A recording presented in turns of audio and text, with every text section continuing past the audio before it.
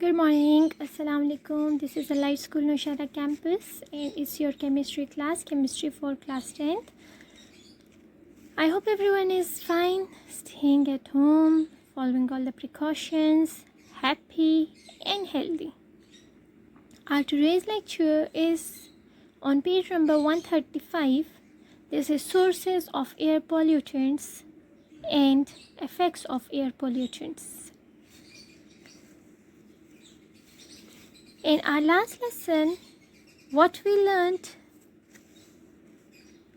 was that there are two types of air pollutants on the basis of their sources. Number one are biogenic air pollutants, and second are anthropogenic air pollutants.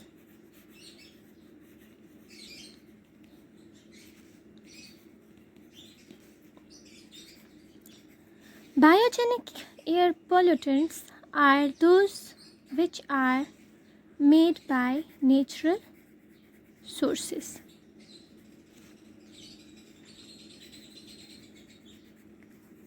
And anthropogenic air pollutants are those air pollutants which are made by men. Right? And then we also learned that air pollutants are of two main types according to the state. They can be particulate air pollutants and they can be gaseous air pollutants. Particulate air pollutant is the mixture of solid and liquid state, whereas gaseous air pollutants include carbon monoxide, carbon dioxide or simply COX, nitrogen monoxide, nitrogen dioxide or simply NOx, volatile organic compounds or sulfur containing oxides or simply SOx. Right? Natural sources of air pollutants are the natural processes. Natural processes means those processes which are done because of changes in the nature or by Allah Almighty and because of climatic changes. For example, rotting vegetation, volcanic eruptions, etc. contribute specific amount of substances which are considered as pollutants. And these pollutants are particulates, oxides of carbon, oxides of nitrogen and sulfur oxides. Make sure these O's are capital, right? So oxides of carbon include carbon monoxide and carbon dioxide. Carbon monoxide is a natural source of gas and is its natural source is not very large. It is usually emitted or produced in volcanic eruptions and because of organic compounds decomposition. When organic compounds are decomposed or dead organisms are decomposed, so carbon monoxide gas emits as a result. Alright. Electrical discharge during storms like thunders, etc., seed germination, natural gas emission, etc. Except that carbon dioxide is also an oxide of carbon which is having 2 moles of oxygen and 1 of carbon. So the natural source of carbon dioxide are animal and plant respiration, as we all are familiar with that we exhale carbon dioxide, animal exhale carbon dioxide, whereas plants inhale oxygen, but they also exhale carbon dioxide during night, right?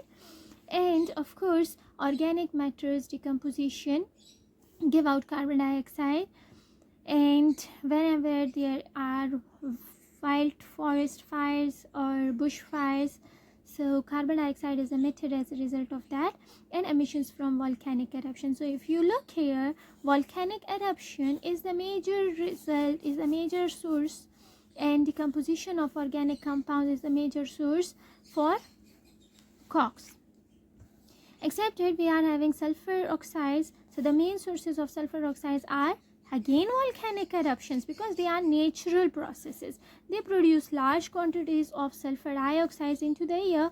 Besides, these SOx is also produced by rock weathering and biological activities, means that activities are done by human beings. VOX or volatile organic compounds, if you remember, we discussed them in the last lecture. It is like benzene, petrol, etc. So volatile organic compounds such as methane produced by wetlands are the largest natural source. They contribute to 78% of natural methane in the air environment.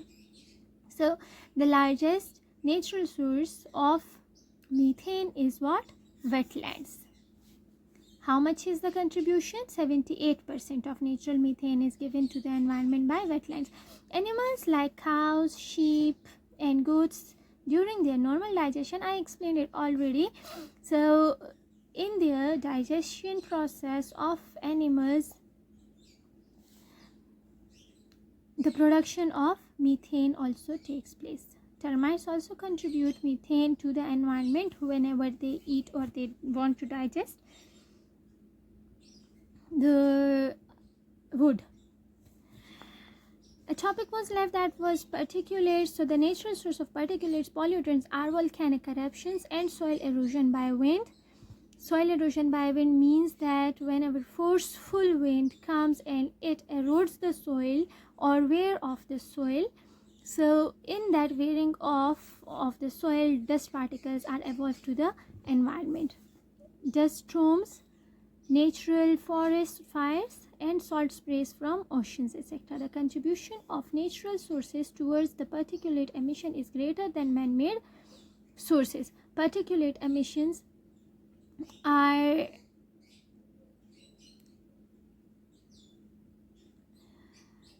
emitted more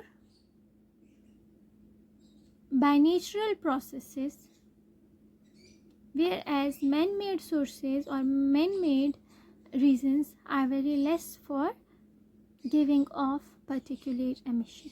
It has been estimated that natural sources release millions of tons particulate matter every year in air. So do not forget this thing, that particulates are emitted to the atmosphere by natural sources, and that is millions of tons particulate matter is released to the air every year by natural sources. So natural sources are quite simple and easy. That is the main natural sources for all the COX, NOx, SOx, VOX and particulates are volcanic eruptions. They may be natural forest fires. For particulate, salt sprays. For carbon monoxide and dioxide, they are decomposition of organic matter. For NOx, this is the bacterial emissions, that the emission of oxides of nitrogen are bacteria and other microorganisms. That is that bacteria and other microorganisms usually emits nitrogen oxides, right? And alright, so it is done. Now come towards anthropogenic or man-made sources. Man-made sources mostly related to burning different kinds of fuels. Whenever we are using fuels in automobiles, in vehicles, in jets, so what happens, that this fuel is burnt. These include, for example, burning of coal and factory smoke, vehicle exhaust, etc. Particulate matter, how is particulates emitted from as a result of man-made source? So the man-made sources of particulate pollutants are combustion of fuels, that we are burning the fuels. How are we burning the fuels? For example, we burn the coal. What happens? The coal is changed into ash, and then that ash is given off to the environment, it flies over there, and what happens that it is a particulate. Then wood burning, same is the process. Constructions, usually the major source of dust. Mining, yeah. Industrial process, and mountain blasting, which can be the most effective man-made source.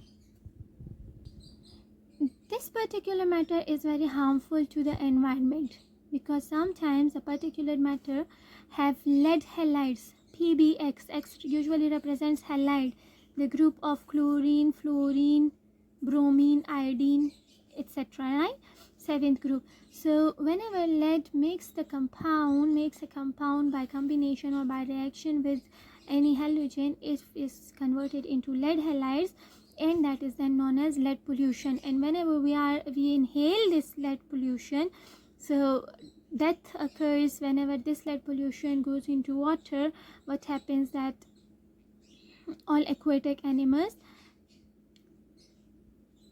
can lose their lives as well. But as we are studying for environmental chemistry and particularly air pollution, so in air pollution it is only respiration which is making it difficult for respiration and is very toxic, right? So pollutant matter is toxic to the environment because of lead halides, or because when mercury is usually present in this air and other matter.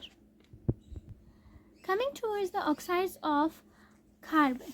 So carbon monoxide, many human activities are responsible for production of carbon monoxide, especially automobile exhaust to the environment produce 75% of this gas. Besides this, incomplete combustion of fossil fuels are those coal, etc. Smoking forest fires, when we burn these fires, and steel industries, because we are the main responsible people to run the industries. So this means that man-made sources are enough for bringing carbon monoxide into the air. Carbon dioxide, CO is capital O2 gas emissions are everyday activities such as cooking, baking, etc. In addition to these, vehicle and industrial emissions, petroleum production, thermal power generation, etc. are also sources of carbon dioxide emission. Thermal power generation means that the formation or the production of electricity with the help of heat energy, right? And then carbon monoxide and carbon dioxide, the effects of carbon monoxide and carbon dioxide are quite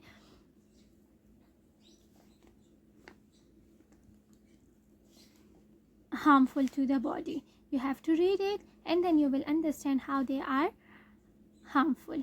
So because of the carbon monoxide presence in the air, what happens that hemoglobin has much affinity to capture or to hold carbon monoxide more as compared to oxygen. So whenever hemoglobin gets carbon monoxide, it do not take the oxygen but it takes on carbon monoxide, and then instead of the circulation of oxygen in our body, what happens, carbon monoxide is circulated in the body and it results in blurred vision, headache, nausea, unconsciousness, and even death. It also damages the central nervous system and heart. Carbon dioxide, plants take in carbon dioxide during the process of photosynthesis. This way they take away the excess carbon dioxide, but when it is night, carbon dioxide is not inhaled and it is given out. So if there are no plants, what will happen, that the oxygen carbon dioxide ratio in the environment, oxygen is how much, 21%, and carbon dioxide is 0.38%. so this ratio is then increased or decreased. So whenever a disturbance among this ratio comes, then it produces pollution in the air, and that pollution is the main cause of global warming, right? Coming towards sulfur oxides. So sulfur oxides or SOx sources are burning of fossil fuels such as coal, oil, natural gas, etc. Coal-fired power stations. If coal is having sulfur, this means that coal-fired power stations in particular are major sources of carbon dioxide. About 32% of total sulfur oxide pollution is caused by man-made sources. 32%. Other man-made sources are transportation, industrial, use combustion of other sulfur containing compounds. So again, I would like to recall that all the man-made processes sources are vehicles, industries, accepted burning of fossil fuels,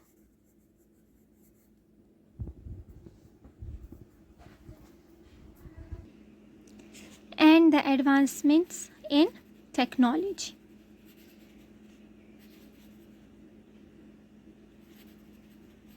Right? So sulfur dioxide can cause irritation to eyes, nose and throat, pneumonia, asthma, even severe headache, reduced productivity of plants, then plants become less. And what other thing happens, that if you have observed that when we keep paper for some time, for some days, and then we check them, so the paper is turned yellowish. We cannot store the paper for much time. So that yellowing and reduced storage of paper is also because of sulfur dioxide in the air. Yellowing and damage of limestone and marbles, damage to leather, increased rate of corrosion of iron, steel, zinc, aluminium, they all are corroded with a greater speed if the environment is having sulfur dioxide or SOx in it, right? Coming towards volatile organic compounds.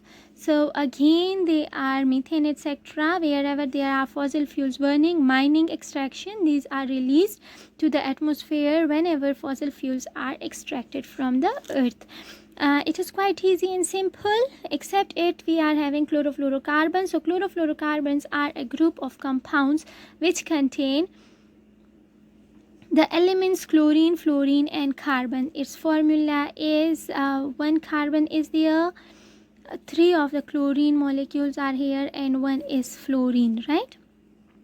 At room temperatures, they are usually colorless gases and liquids which evaporate easily. So do read it and then come towards your page number 148, where you can easily understand that what happens. So this is chlorofluorocarbon. So in this case, what happens that you are having chlorine, fluorine and 3 moles of carbon, fluorine and 3 atoms of chlorine, right? This is your chlorofluorocarbon molecule, single molecule of chlorofluorocarbon. What happens in this case, that when sun radiations or UV radiation comes over them, they hit them, so an atom of chlorine is removed from chlorofluorocarbon. As a result, CFCl2 are left, whereas chlorine is taken out. This chlorine acts over ozone, O3, and in this case, this chlorine abstracts one of oxygen towards itself, and as a result, it gives out O2. This means that what chlorine did, chlorine has dissociated the ozone molecule into oxygen, right? And then what happens, that this chlorine isn't satisfied with the oxygen, so it will give out the oxygen to another atomic oxygen of the atmosphere. As a result, chlorine will again be left alone, and it will again attack over oxygen molecule, right? So chlorine, now this chlorine is again available for another cycle to attract or to abstract or to destroy the ozone molecule. Here two chlorines are still left, so these two chlorine will again attack our ozone layer, ozone, and so the one molecule of chlorocarbon chlorofluorocarbon